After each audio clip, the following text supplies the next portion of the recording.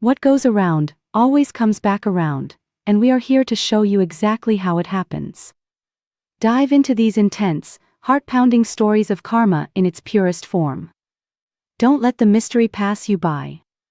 Subscribe now and never miss a single moment. The morning my boss smiled at me across the conference table, I knew something was wrong. He had that look, the one he saved for moments when he thought he'd already won. Relaxed shoulders, fingers laced together on the mahogany surface.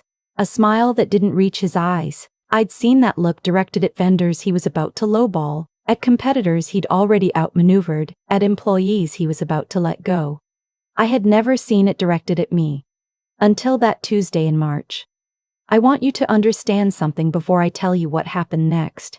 I am not someone who cries at work. I am not someone who takes things personally. I spent 11 years at Hartwell Medical Group building a reputation as the person who fixed things quietly, efficiently, and without drama. When the billing system crashed 3 days before a major audit, I was the one who stayed until 2 in the morning rebuilding the records. When our compliance officer quit without notice, I covered her responsibilities for 6 weeks without being asked and without complaint. When my boss needed someone to fly to Denver on Christmas Eve to smooth over a contract dispute with our largest insurance partner, I went. I kissed my daughter on the forehead while she slept, left her with my mother, and I went. That was the kind of employee I was. So when my boss leaned back in that chair and said, with 11 people watching, "Claire, I think it's time we had an honest conversation about your future here," I felt something cold move through my chest.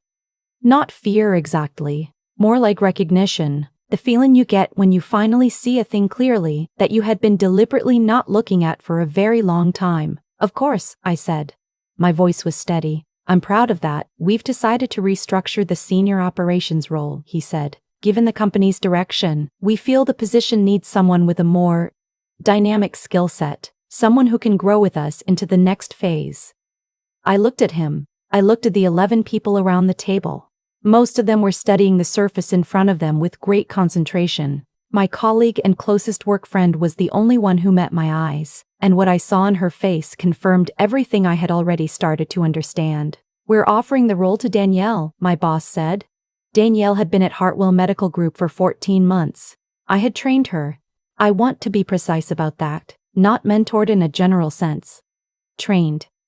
When Danielle joined the company fresh out of her MBA program, my boss assigned her directly to my team and asked me to bring her up to speed. I spent 4 months teaching her our systems, our relationships with insurance carriers, our internal compliance protocols, the informal networks that actually made the organization function. I wrote her onboarding materials. I introduced her to every key contact. I gave her credit on projects she had contributed to in minor ways so that her file would look stronger. I did all of this because that is who I am. And because I genuinely liked Danielle. She was smart and eager, and I believed she had a real future at the company. What I did not know, what I could not have imagined, was that for the last 8 months, Danielle had been meeting privately with my boss every Friday afternoon. What I did not know was that she was his niece's college roommate, a connection neither of them had disclosed when she was hired. What I did not know was that she had been quietly positioning herself as the person responsible for several of my team's most significant achievements, and that my boss had been listening.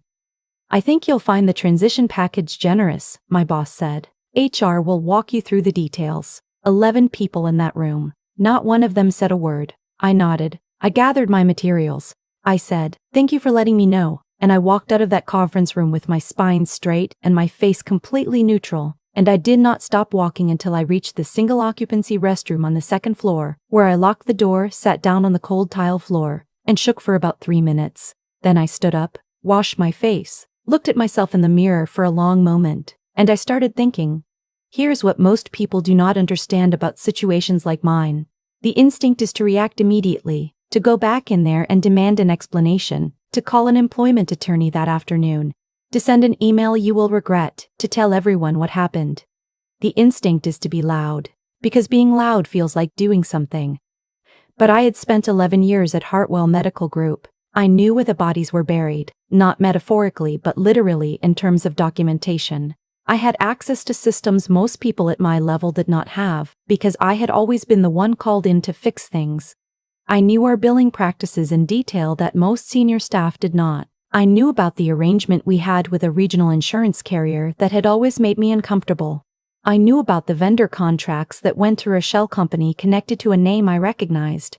I knew things, and I had learned, in 11 years, that what you know matters far less than what you can prove. So I did not react. I went back to my desk that afternoon and I accepted the transition meeting with HR with a pleasant email. I told my boss I appreciated his honesty and looked forward to discussing the details. I smiled at Danielle in the hallway and asked about her weekend, and then I started documenting. I need to explain something here, because I want to be honest with you about what I did and why. I was not planning revenge at this point. I was not planning anything dramatic. What I was doing, methodically and carefully, was building a record. Because I'd seen enough of the working world to know that when a company manages someone out after 11 years, especially someone who knows what I knew, there are really only two ways it can go. Either you leave quietly and they count on you to keep quiet indefinitely, or you don't. I had no intention of leaving quietly. The first thing I did was request my complete personnel file under our state's employment records statute. I was entitled to it within 30 days. What came back confirmed what I suspected. My performance reviews were excellent, without exception, going back 11 years. My last 3 annual reviews had each included language about my irreplaceable institutional knowledge and my exceptional leadership of the operations team. There was nothing in my file that justified what had happened. Nothing that would explain, to any outside observer, why a person with my record would be passed over in favor of someone with 14 months of experience. That absence was itself a data point. The second thing I did was call a friend of mine, a woman I had gone to college with who was now a partner at an employment law firm in the city. I did not immediately retain her. I just had coffee with her and described the situation in general terms and listened to what she said. She asked me several questions. She was quiet for a moment after I finished. Then she said, "Claire, before you do anything else, I need you to think carefully about whether there's anything else going on at that company that might be relevant." I told her I needed a few weeks. She said she understood. What I had not told her yet, what I was still piecing together, was the thing about the billing. I had been aware for about 2 years that something in our billing reconciliation numbers didn't sit right. Not dramatically wrong, not obviously fraudulent, just not right in the way that only someone who has looked at those numbers every month for a decade would recognize. Small discrepancies. Charges billed to insurance carriers for services rendered at times when I knew, from the internal scheduling system, that those services had not been rendered. Not large amounts individually, but when I started pulling the records and adding them up, the number got very large, very quickly. I want to be precise, I did not go looking for this. I had noticed it before and filed it away as something I needed to look into, the way you file things away when you are always being pulled in 17 directions at once. Being pushed out of my role gave me, among other things, time. I spent 3 weeks. I was thorough. When I was finished, I had a folder on my personal laptop, not my work device, containing 5 years of billing records, the corresponding scheduling data, and a spreadsheet showing, line by line, the discrepancies. The total figure, when I finally calculated it, was just over $2 million. Billed over 5 years to 7 different insurance carriers, including 2 federal programs, which meant this was not just a civil matter. I sat with that number for a long time. I want to tell you what it felt like, because I think it is important. It did not feel like power, exactly. It felt more like weight. Like holding something very heavy and knowing that what you do next will matter in ways you cannot fully predict. I thought about the people who worked at Hartwell. The billing coordinators, the front desk staff, the nurses and technicians who had nothing to do with any of this and who needed their jobs. I thought about our patients. I thought about my daughter, who was 9 years old and who I had promised I would be home for dinner more often now that things were changing. I thought about my boss sitting in that conference room with his fingers laced together and that smile on his face. And I made some decisions. The first decision was to call my college friend back and this time retain her formally. Our first real meeting lasted 4 hours. I showed her everything. She did not say much while I was presenting it. When I finished, she was quiet for a long moment and then she said, "Okay, we're going to do this correctly." The second decision was harder. Danielle had called me twice since the announcement. I had let both calls go to voicemail. Her messages were warm and a little uncomfortable, the way messages are when someone knows they have benefited from something they did not entirely earn. She said she hoped we could still have lunch. She said she had always learned so much from me. She said she had always learned so much from me. She said she hoped things would work out for me. I called her back on a Wednesday evening from my car, parked outside my daughter's dance studio. I said, I need to ask you something, and I need you to be honest with me. She was quiet. The Friday meetings, I said. With my boss. How long? Another silence. Then, Claire, I'm not angry with you, I said. And I meant it, mostly. I need to understand what happened. What came out over the next 40 minutes surprised me. Danielle had not gone into those meetings intending to undermine me. She had gone initially because my boss had reached out to her and asked her to, framing it as mentorship, as him taking a personal interest in her development. She had not understood, at first, what was happening, but she was smart. I had always known she was smart, and at some point, she had understood. She had told herself it was just office politics. She had told herself she had earned the opportunity on her own merits. She had been telling herself a lot of things for about 8 months. Did you know about the billing? I asked. The what? Her confusion was genuine. I believed that immediately. Never mind, I said. One more question. Are you willing to be honest with me about what was said in those meetings? Specifically about the projects you were credited with? A very long silence. Yes, she said finally. I am. Then I need you to write it down, I said. Everything you remember. Not to send to anyone, not yet, just write it down and save it somewhere safe. Can you do that? She said yes.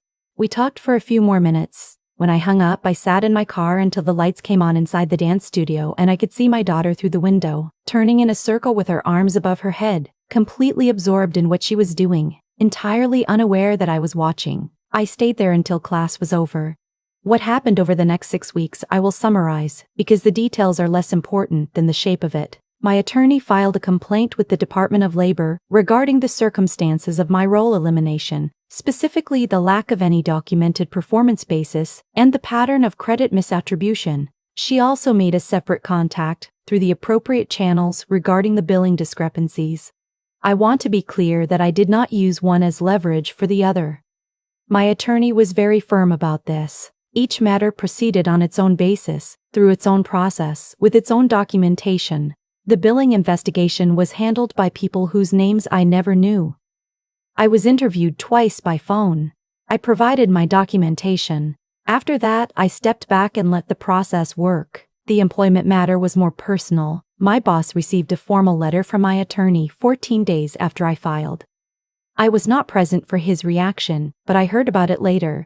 I was told he spent an afternoon making phone calls. I was told he spoke to the company's legal counsel for a long time. I was told he looked, for the first time in a long time, like a man who had miscalculated. He had not known what was in the folder I had been building. Almost nobody ever does. The settlement conversation began 3 weeks after the letter. My attorney handled most of it. I was present for one meeting which was held in a conference room at my attorney's firm, not at Hartwell's offices, which was deliberate. My boss was there with the company's attorney.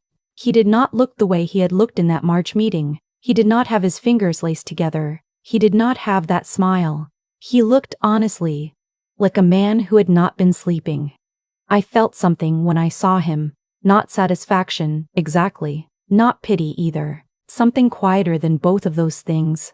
The recognition that a person who had seemed very large in my life for a long time was, when placed in a different context, just a man sitting in a chair. I let my attorney do the talking. The terms we reached, I am not able to detail fully for legal reasons. What I can tell you is that I left Hartwell Medical Group with a settlement that reflected 11 years of work fairly and then some. What I can tell you is that the documentation I provided to the relevant authorities regarding the billing practices led to consequences for the people responsible. Consequences that went through the appropriate legal channels, not through me personally. What I can tell you is that Danielle's written account, which she provided voluntarily, was a significant part of the employment record. She was, in the end, courageous about it. I think about that. My boss is no longer at Hartwell Medical Group. I learned this, not through any direct communication, but through LinkedIn, the way you learn most professional news. His profile went quiet in late spring. The title disappeared, the updates stopped. I do not know what he is doing now. I genuinely do not think about it very often. What I think about is this: 11 years is a long time to give to something. I gave those years honestly and I would not take them back. But I had made a mistake that I think a lot of people make. I had confused being needed with being valued. Those are not the same thing. Being needed means you are useful. Being valued means that who you are and what you contribute is seen and respected and protected. I was needed. I was needed. I was not valued, and I had let myself believe, for too long, that the first thing was enough. It isn't. I started my own practice 4 months after leaving Hartwell, Healthcare Operations Consulting, which is a fancy way of saying I help medical practices run the way they are supposed to run. I have 6 clients. I work the hours I choose. I am home for dinner. 2 weeks after I filed the initial complaint, I received an email from a woman at a healthcare organization in another state. She had heard something through a professional network. She was dealing with a situation that sounded, in certain respects, familiar. She wanted to know if I had any advice. I wrote back and said yes. I told her to document everything. I told her to be patient and methodical. I told her that the instinct to react loudly is almost always the wrong instinct. I told her that what you know matters far less than what you can prove. She thanked me. Then she said, "How did you stay calm through all of it? Didn't you want to just walk in and throw it all in his face?" I thought about that for a while before I answered. There was a moment, yes. There was a specific morning about 2 weeks into my documentation process when I walked past my boss in the hallway and he said, "Good morning, Claire," in that easy, unbothered way. And I thought about everything I was holding at that point, and the distance between what he knew and what I knew felt like a physical thing. Like standing at the top of something very high while someone below you has no idea how far down they are about to find themselves. I did not say anything dramatic. I said, "Good morning," back. I went to my desk. I opened my spreadsheet. The moment you need someone to know that you know, that is the moment you give something away. That is the moment you stop being methodical and start being emotional, and emotional is almost always expensive. I had a daughter to think about. I had a life to think about. I was not willing to spend what I had built on a single satisfying moment. The envelope I handed my boss on my last day at Hartwell, not a dramatic conference room scene, just a quiet Tuesday when I returned my badge and keycard, contained my formal resignation letter and a courtesy copy of the first filing my attorney had made. Nothing more. He opened it after I left. I heard later that he sat in his office for a long time afterward. I was already on the highway, windows down, heading toward whatever came next. I had a meeting with my first consulting client in the morning. I had a recital to attend on Friday. I had a life that was mine, built on 11 years of work that nobody could take back from me, even when they tried. That is the thing about doing your job well, honestly, and with integrity. For a very long time. It accumulates. Not always in the ways you expect, not always on the timeline you planned for. But it accumulates. And when the moment comes, and sometimes the moment comes, you find out exactly what you have been building. I knew what I had. He never did. I have thought a lot about what made the difference, not in the outcome but in me. Because the outcome in the end was almost secondary. What I carry forward from everything that happened is not the settlement, not the investigation, not the moment my boss's LinkedIn went quiet. What I carry forward is the understanding of who I chose to be when it would have been very easy to be someone else. There is a version of this story where I walk back into that conference room and say everything I was thinking. There is a version where I send the angry email at 11 at night. There is a version where I let the humiliation make me reckless. I considered all of those versions. What stopped me was not patience in a passive sense, not just waiting and hoping. It was something more deliberate than that. It was the decision to match the size of my response to the size of what I actually knew, rather than the size of what I felt. That is what I mean when I talk about intelligence in the real sense. Not the kind measured in tests or degrees. The kind that asks what is actually true here, what can I actually prove, and what will actually matter a year from now. That kind of thinking is hard when you are hurt. It requires you to hold 2 things at once, the full weight of the emotion and the cold clarity of the next right action. Most people can do one or the other. Learning to do both at the same time is, I think, one of the most valuable things a person can develop. Claire did not win because she was lucky. She did not win because the right people happened to be watching. She won because she had spent 11 years doing her job with enough integrity that the record spoke for itself. The documentation existed because the work was real. The proof was there because the honesty was there first. You cannot manufacture that in a crisis. It either exists or it doesn't, and whether it exists depends entirely on choices you made long before the crisis arrived. That is the quiet truth about how consequences work. They are almost never immediate. They accumulate, invisibly, in both directions. The consequences of cutting corners, of small dishonesties, of treating people as disposable, build the same way the consequences of integrity and diligence build, slowly, out of sight, until one day the weight of it lands all at once and surprises everyone except the people who were paying attention. My boss was surprised. I was not. If you are somewhere in the middle of something like this right now, being overlooked, being taken advantage of, wondering whether any of it will ever be seen, I want to say this directly: keep the record.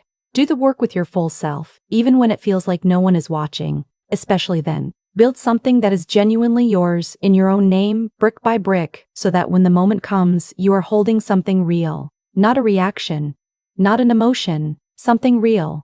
That is what I handed him in the end. 11 years of something real. That is what I handed him in the end. 11 years of something real. He never stood a chance.